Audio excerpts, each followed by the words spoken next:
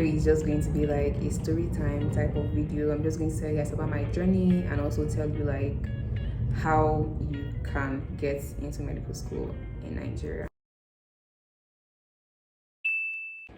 Hey guys, welcome back to my channel. If you're new here, my name is Faith. I am a final year medical student in the University of Nigeria. In today's video, we are going to be talking about medical school, everything from the entry process to the journey from 100 level to the final year. So like for anybody that wants to come into University of Nigeria to study medicine, you know what to expect. So this is going to be a two-part video. The first part of the video is going to be on the entry process, how I got in, when I got in, because I really don't know what's going on now. Then the second part of the video is going to be about the journey from 100 level to 600 level. I'm so sorry, 600 level, what you have to expect at each point and what is expected of you for every exam that you're going to take in medical school. So stick around and let's do this. So guys, this video is just going to be like a story time type of video. I'm just going to tell you guys about my journey and also tell you like how you can get into medical school in Nigeria. So I'm just going to be focusing on University of Nigeria because that's university I am in. So I'm just going to be focusing on what I know about how to get into medicine in University of Nigeria in Nsukka. So first of all, started from a secondary school time. When you're entering your senior secondary school, you have to choose if you are going to be an arts, science, or I think commercial student, between the three of them.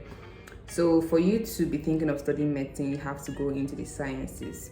So by the time you are getting to SS3, that's when you're going to be writing all the exams that you need to get into university. So for me, I was in SS3 by 2016, and by February 2016, we wrote the Jamb examination, the Joint Admissions and Matriculation Board examinations. So first of all, this is when you get to fill in the course that you want to study in the university. So when you get your Jamb form, that's where you now fill in your first choice of university and your first choice of course, your second choice and your third choice. So when you're doing this, you have to think of the university that you want to go to, the course that you want to study. Since you want to study medicine and surgery, to do you well to fill in your first choice as as medicine and surgery. And if you want to study it in the University of Nigeria, it would do well to put University of Nigeria as your first choice. So that is exactly what I did. University of Nigeria was my first choice and studying medicine and surgery was my first choice. I filled that in my Jamb form, submitted, got the date for writing the exams. This exam are usually Jamb exam usually CBT, computer-based test. So they'll give you a date and everything. I was given a date, and then I arrived at the venue on that day and went in and wrote my exams. For the Jamb exams, if you are going to study medicine, like I am doing, you are going to write these 4 subjects: English, chemistry, biology, and physics. Yeah, the 4 of them.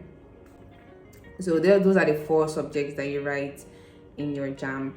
50 questions for each subject, which is like a total of 200 questions, and then I think it's multiplied by 2 because at the end of the day the total score is over 400.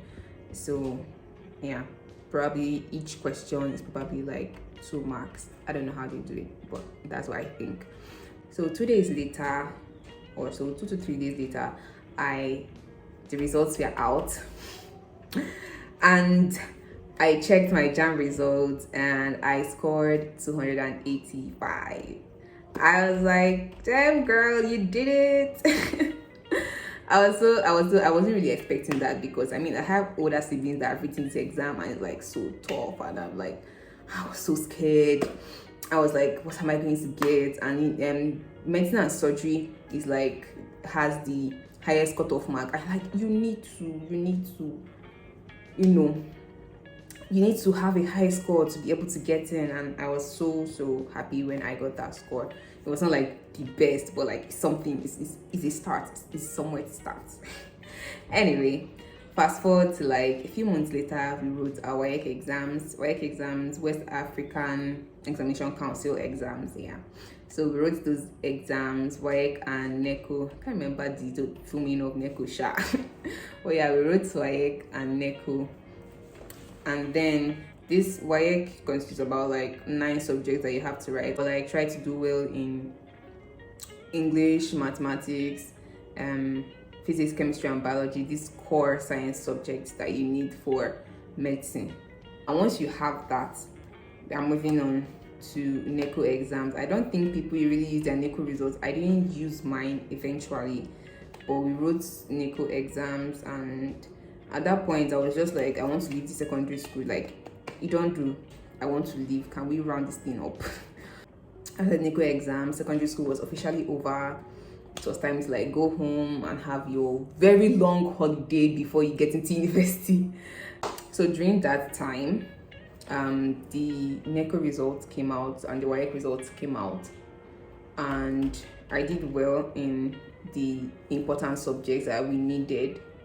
I think you cannot get below a C6 for your very important subjects, that's English, mathematics, biology, chemistry, and physics. You cannot get anything below C6 in them if you want to get into medicine.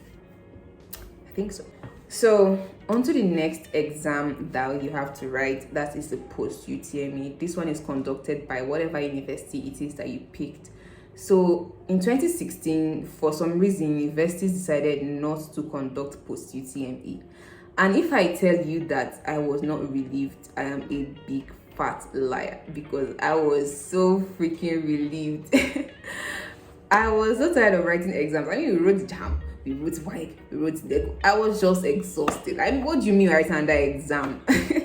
So like, when they said that they are not going to conduct post-UTME when I was about to get into university, I was so happy. They used our WAEC results, combined it with the Jamb results to get our post-UTME score, instead of us writing another post-UTME exam. So like, taking it that I did well in my Jamb and I did well in my WAEC, I did not have anything to worry about. I was just like, relax. Hey, okay, you can now do whatever it is you want to do. As far as I'm not writing another exam, I'm fine. So we now went into that. I can't remember how they did the whole calculations. I really can't remember how they did it, because I know I calculated mine myself to make sure that what they were showing there was exactly what it is I have. But I can't remember again how they did the whole calculation. But at the end of the whole merging of the WAEC and Jamb scores, I had 306 as my post-UTME score. 306. So I post-UTME score, yeah. So I cannot remember the exact cutoff mark for medicine for that year, but I believe it was somewhere around 310, and I was having 306. So that like knocked my confidence down a notch. I was like, oh my god, this is crazy. I was so scared. I was like, just small thing, and like people have like put a score higher than what I have now. What do you mean? But anyway, I just kept on like believing that eventually I was going to get in. So we had our scores and everything. We are waiting. Okay, now let's see the list for people that got admission into the university. So I can't remember when it was exactly, but after a while, the merit list came out for University of Nigeria. And I went and I searched and searched and searched and searched for my name. It was not there. My name was not there, and I was so hurt. I was so pained. I was like, okay, this is how it is. Is this how it is? I was hurt. I was like, they were like, what, about 90 something people, or even up to 100 people that got admission in that merit list. I mean, they did way better than I did, so I was like, it's fine. That's how the world is. We are going to take it like that. Let's hope by the next list that my name was going to come out. So as far as the day that the supplementary list came out, I heard that the supplementary list was out. at night. I remember it was at night, but I cannot just like remember every other thing, but I remember it was at night. And I opened the list. I was just going through it, right? There was my name. And there was my name. I was so I didn't even know how to react. I was just like, are you freaking kidding me? Like, that's for real. Like, I got in. I actually did get in. I mean, what the hell? I was so happy. We just, by the next day, next thing is to pay acceptance fee of 25,000 naira. Then I don't know what acceptance fee is now for University of Nigeria. 25,000 naira. Then paid the acceptance fee, printed the Jamb admission letter, all of that, because once you have your admission, you now have to go and like do clearance into the university, like go to the university, show them all your documents and stuff, and then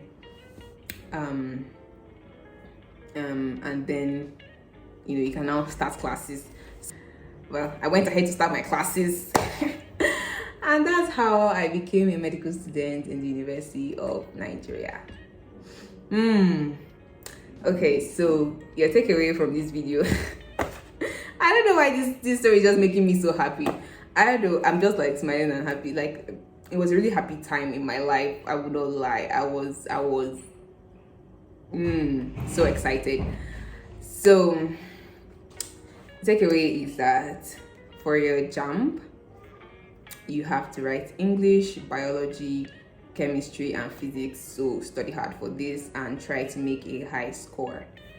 Then for your WAEC, try to make a very good score in your English, mathematics, and your core science subjects, because if you get anything less than C6, I don't think that is really acceptable. Then for your post-UTME, I think now they have started doing post-UTME, because I think it was only in 2016 that post-UTME was not written. Yeah, I think it was in 2016, so that post-UTME was not written. So for you now, you have to also prepare for post-UTME, and I think it's basically the same thing like Jamb. You have to write the English, biology, chemistry and physics, those 4 subjects. So prepare hard and prepare well for those 4 subjects. You write them, you have your score, and that determines if you are going to get in or not. So that's basically the summary of everything, summary of my journey into medical school, and here I am in final year. And okay, the next part of this video is going to be about my journey from 100 level to 600 level right now. So if I put that into this video, it's going to be too long. So that's going to be in another video. So come back same time next week, I don't know, but come back later to see that video. So if you enjoyed this video, if it was helpful and educational for you, please click that like button, click the subscribe button, also share your comments in the comment section below and tell me what it is you want me to film about medical school, and I will try as much as possible to do it. So thank you all for watching. Bye.